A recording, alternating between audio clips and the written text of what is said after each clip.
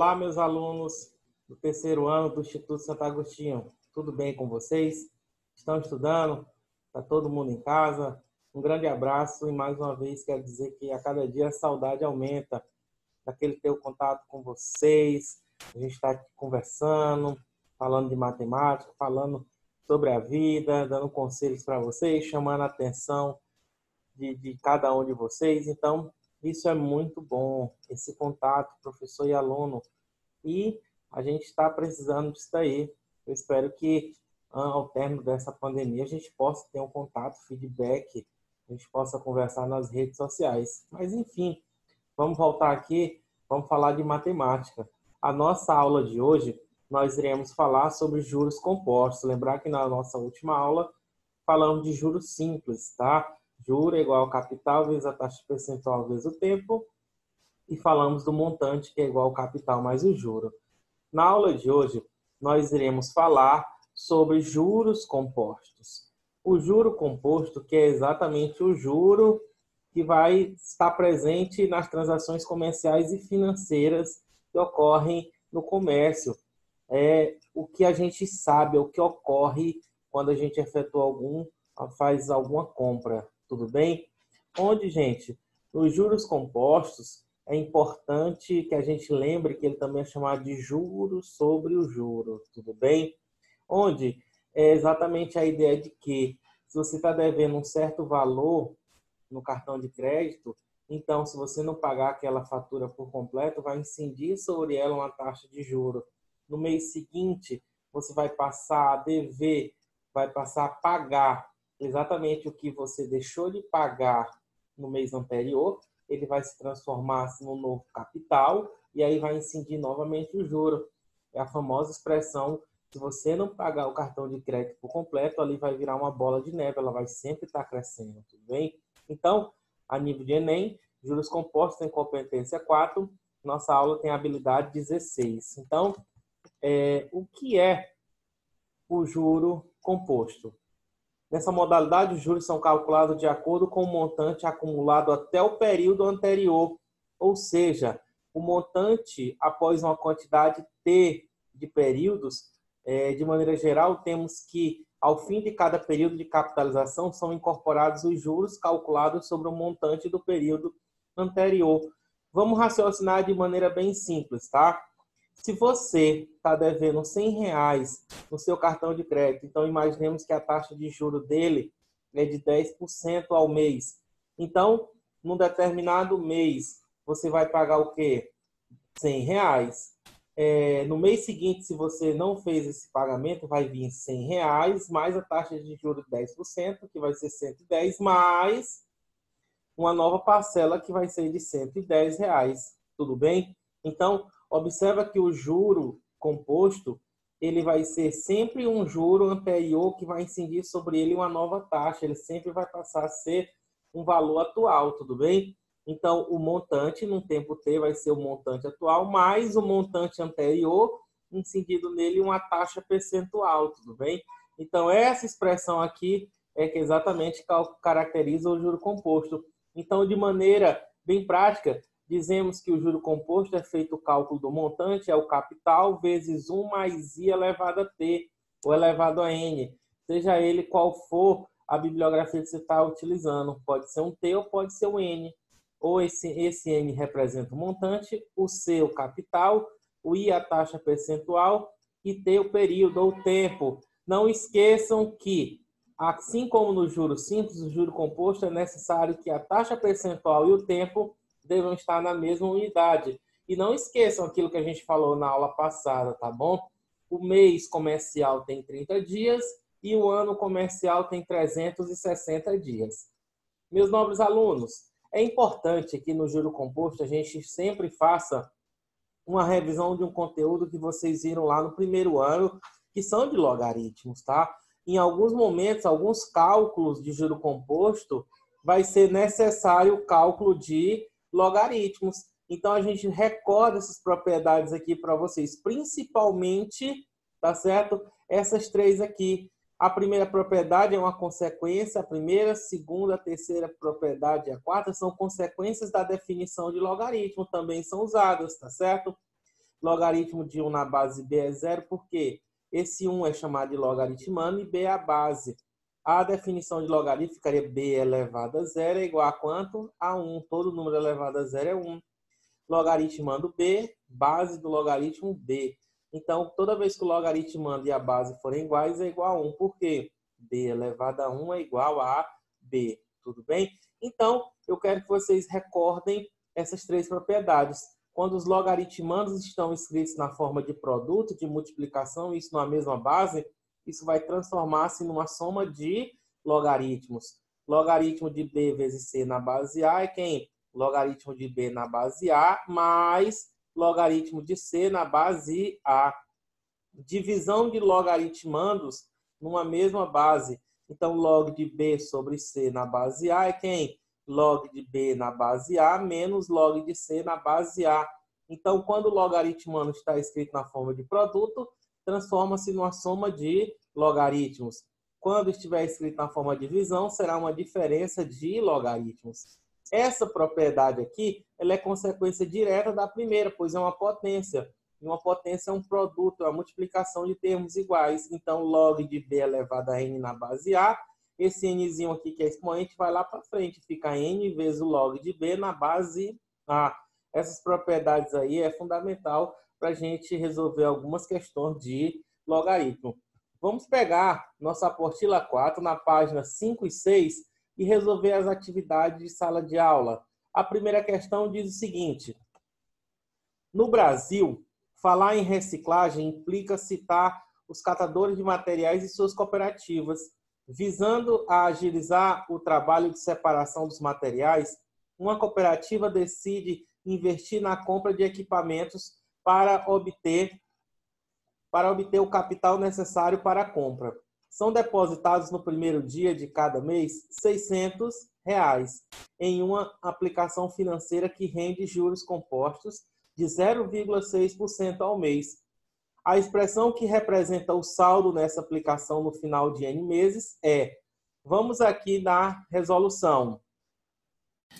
Na primeira questão, nós temos como informação que o capital é do valor de R$600. Todo mês é feita uma aplicação com uma taxa de juros de 0,6% ao mês.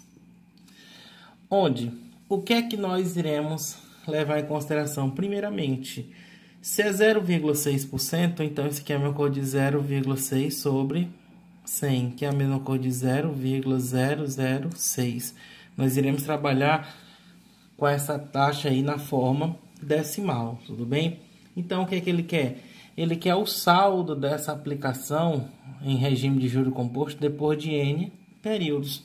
Bem, o que é que nós iremos fazer nessa questão? Nós iremos inicialmente calcular o montante 1, tá certo? Já que a fórmula do montante é capital vezes 1 mais I elevado a N.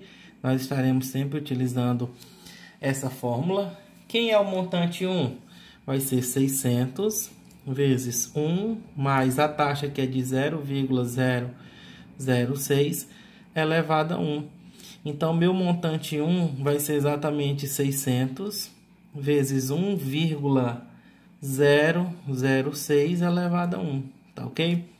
Quem é meu montante 2?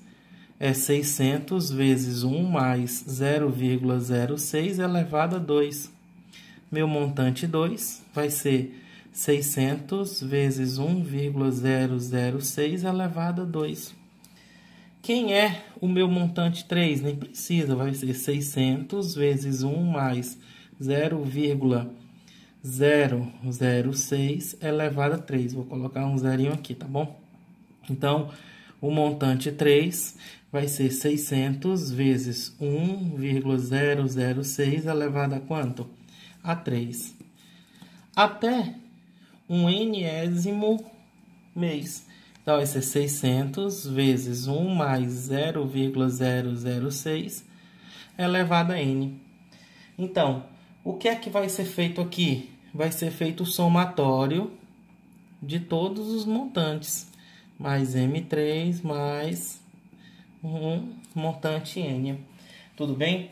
Então vai ficar 600 vezes 1 mais 1,006 mais 600 vezes 1,006 elevado a 2 mais, não vou precisar colocar, 600 vezes 1,006 elevado a quem? A n. Então, o que é que nós podemos observar disso daqui? Que a gente pode colocar o 600 vezes 1,006 em evidência. Isso aqui vai ficar quem? 1, que é a próxima expressão, mais, já tem 600, que fica só 1,006, mais, aqui, para que esse termo seja exatamente igual a esse, vai ser exatamente quem?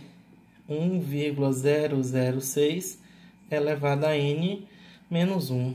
Vou fechar aqui esse colchete, tá bom? O que é que nós temos aqui, gente?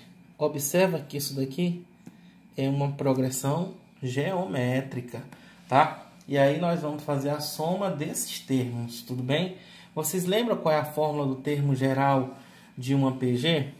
A soma dos n termos de uma PG é a índice 1 vezes Q elevado a n menos 1 sobre quem?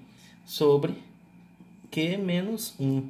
Essa fórmula aqui é que nós iremos utilizar para resolver essa questão. A índice 1 é o primeiro termo 1, a razão é 1,006 elevado a n termos menos 1. Essa fórmula é interessante porque se você colocar Q elevado a n menos 1 embaixo, você bota Q menos 1. Poderia ser 1 menos Q elevado a n. Aqui embaixo você colocaria 1 menos Q. Tudo bem? Então, se eu multiplicar isso daqui, 600 vezes 1,006, vai dar exatamente quanto? 603,6. E aqui nós vamos ter o quê? Pela fórmula, a índice 1, 1 vezes, a razão é quem? 1,006 elevado a n menos 1, tá? Sobre 1,006 menos 1. Então, eu vou ter 603,6 vezes essa expressão 1,006 elevado a n menos 1 sobre 0,006. Tá ok? Então, como é a multiplicação, eu vou ter 603,6 dividido por 0,006 vezes 1,006 elevado a n menos 1, que vai dar exatamente quanto essa divisão? 100.600 vezes 1,006 elevado a n menos 1. Então, tá aí a nossa resposta correta. Tudo bem? Então, fiquem todos com Deus. Grande abraço e até a próxima questão.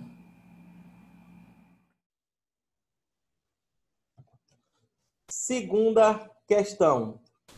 Um pai abriu uma conta poupança para seu filho e depositou nela R$ 100. O filho disse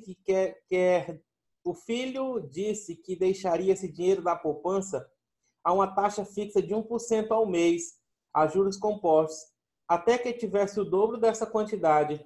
Considerando que ele não fará outro depósito no período, o número de meses necessário para que receba essa quantidade em dobro é: observa que é dados o logaritmo de 1,01 na base 2 igual a 0,014. Vamos para a resolução dessa questão. Segunda questão. Na segunda questão, um pai aplicou R$ 100 lá na poupança do filho e ele quer saber em quanto tempo esse dinheiro vai duplicar. Ou seja, o capital de R$ 100 ele vai transformar-se em R$ 200 a uma taxa de 1% ao mês. Observa que na questão ele diz que o logaritmo de 1,01 na base 2 é igual a 0,014. Então vamos buscar trabalhar com essa informação. Então vamos aqui recordar. Vamos lá. A fórmula do montante é igual a quem? Capital vezes 1 mais I elevado a quem? A N. O montante agora vai passar a ser quanto? 200. O capital invertido é de quanto? 100. 1 mais I, que é exatamente a taxa que ele colocou. Lembrando que a taxa percentual não é de 1% ao mês. Como está na forma percentual, ele vai ser trabalhado como 0,01. Então, 1 mais 0,01 elevado a quem? Elevado a N. Então, ó, posso cancelar 2 zero aqui com 2 zero aqui. Fica 2 é igual a 1 mais 0,01 é quem? 1,01 elevado a quem? A N. Gente, eu tenho essa igualdade de duas expressões. Vamos lembrar das propriedades dos logaritmos. Se duas expressões elas são iguais, então significa dizer que seus logaritmos também vão ser iguais, escritos numa mesma base. Observa que isso aqui está cheirando o quê? Logaritmo 1,01, logaritmo de 1,01. Este é escrito na base o quê? 2. Então vamos escrever essa expressão por completo na base o quê? 2. Vai ficar o quê? Log de 2 na base 2 igual a log de 1,01 elevado a n na base o quê? 2. Se duas expressões elas são iguais, então significa dizer que seus logaritmos também serão escritos na mesma base. Então, logaritmo de 2 na base 2, isso aqui é igual a quanto? A 1. Toda vez que o logaritmando e a base forem iguais, isso aqui vai ser igual a 1. Igual. Observa que o logaritmando está escrito na forma de potência. Então, isso aqui vai ficar o quê? Esse nzinho vem para cá. Vai ficar n vezes o log de 1,01 na base o quê? 2. Gente, observa que essa expressão aqui, ó, é exatamente o que foi dado de informação na questão. Então, isso aqui vai ficar 1 é igual a n vezes. Quanto é o logaritmo de 1,01 na base 2? Foi dado na questão, que é exatamente igual a quanto? 0,014. Então, qual que é o valor de n? N vai ser igual a 1 sobre 0,014. N vai ser igual a quanto? Se você dividir 1 por 0,014, vai dar aproximadamente 71,42. Dado que? Meses, tá? Como não tem essa alternativa, a alternativa seguinte, que no caso vai ser quanto? Vamos considerar n é igual a 72 meses. Então, você marca a alternativa correta, 72 meses. Beleza? Terceira questão. Um contrato de empréstimo prevê que quando uma parcela é paga de forma antecipada, conceder-se-á uma redução de juros de acordo com o período de antecipação. Nesse caso, paga-se o valor presente, que é o valor daquele momento, de uma quantia que deveria ser paga em uma data futura. Um valor presente P, submetido a juros compostos com taxa I, por um período de tempo N, produz um valor futuro V, determinado pela fórmula V igual a P vezes 1 mais I elevado a N. Em um contrato de empréstimo com 60 parcelas fixas mensais de R$ 820, a uma taxa de juros de 1,32% ao mês, junto com a 30ª parcela, será pago antecipadamente uma outra parcela, desde que o desconto seja superior a 25% do valor da parcela. Utilize 0,2877 como aproximação para LN de 4/3 e 0,0131 como aproximação para o LN de 1,0132. A primeira das parcelas que poderá ser antecipada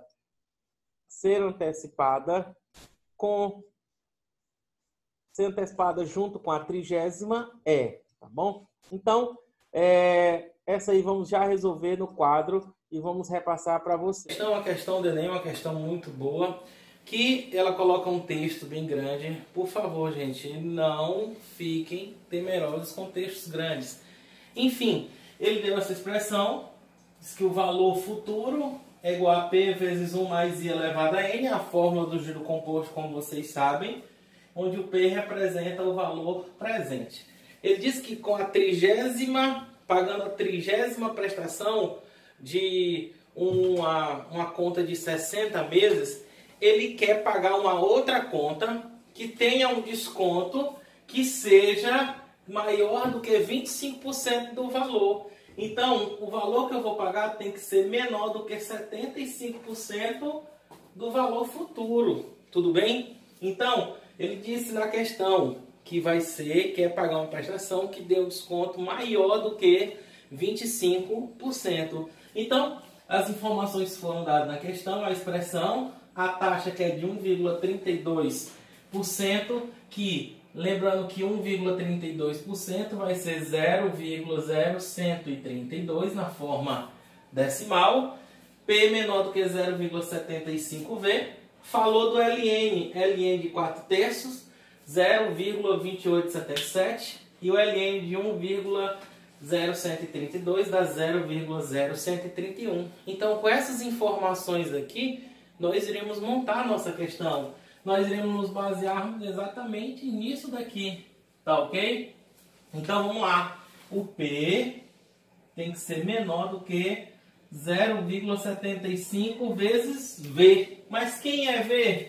É P vezes 1 mais I elevado a quem? A N. Cancelando P com P, vai ficar 1 menor do que 0,75, 1 mais a taxa de quanto? 0,0132 elevado a quem? A N. Tudo bem? Então fica 1 sobre 0,75 menor do que 1,0132 elevado a quem? A N. Então, gente, o que é 0,75? Se a gente for levar em consideração, 0,75 é exatamente 75 sobre quem? 100. Simplificando tudo por 25, isso aqui vai dar exatamente 3/4. Então, isso aqui vai ficar 1 sobre 3/4 menor do que 1,0132 elevado a N. E 1 sobre 3/4 é o inverso de 3/4, que vai ficar exatamente quem?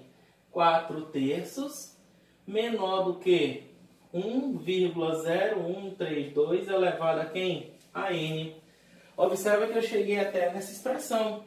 Então, o que é que nós iremos fazer agora? Se essas duas expressões elas são iguais, significa dizer que os logaritmos também vão ser o quê? Iguais.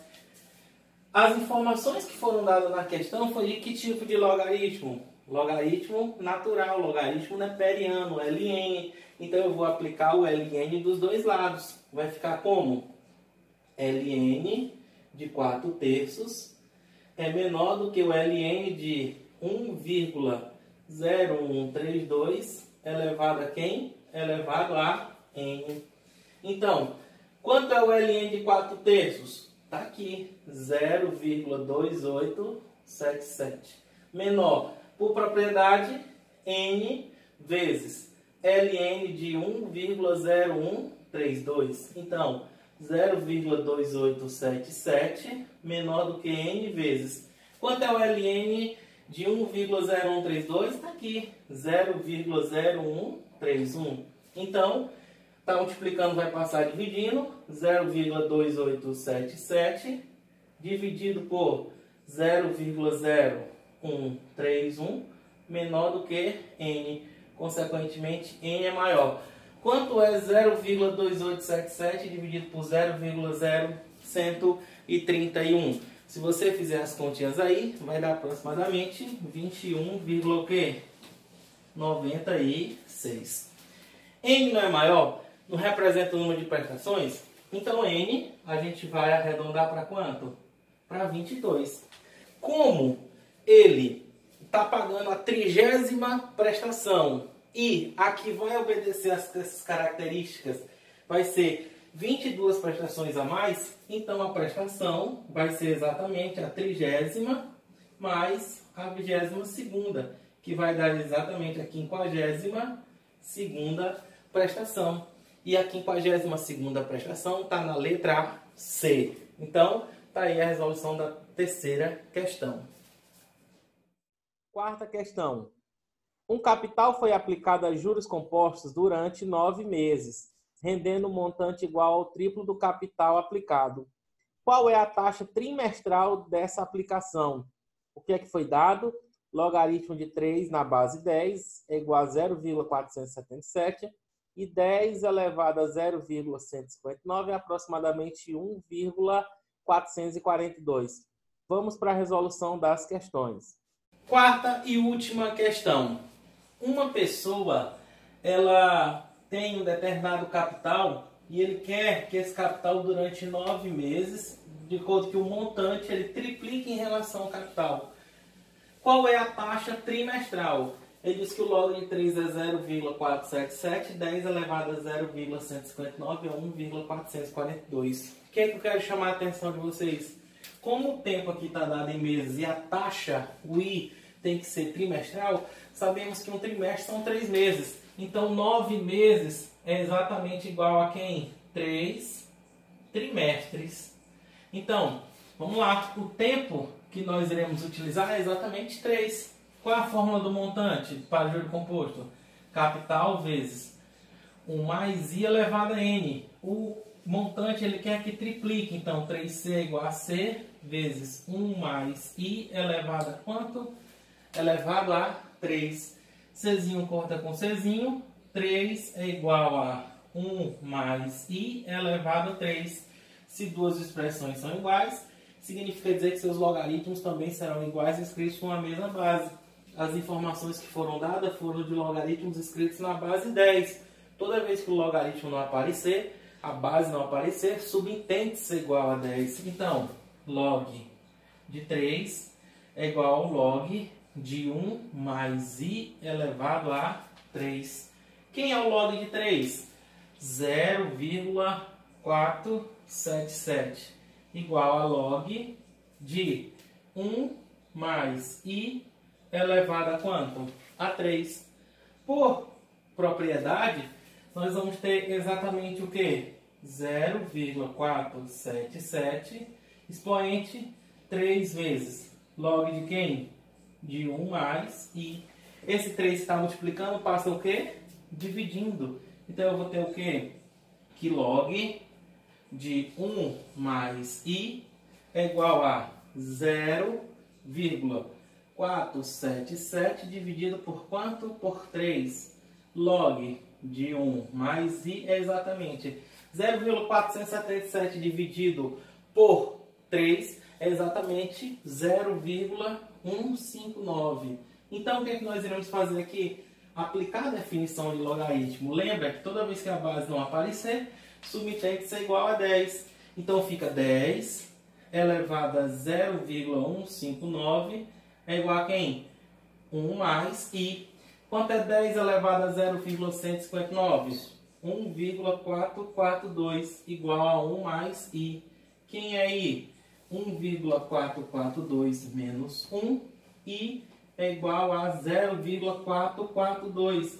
Lembre-se que a taxa é ao trimestre. Então, 0,442. Sendo que essa taxa aí vai ser de quanto? Corre duas vírgulas, 44,2%. E essa alternativa a gente marca na letra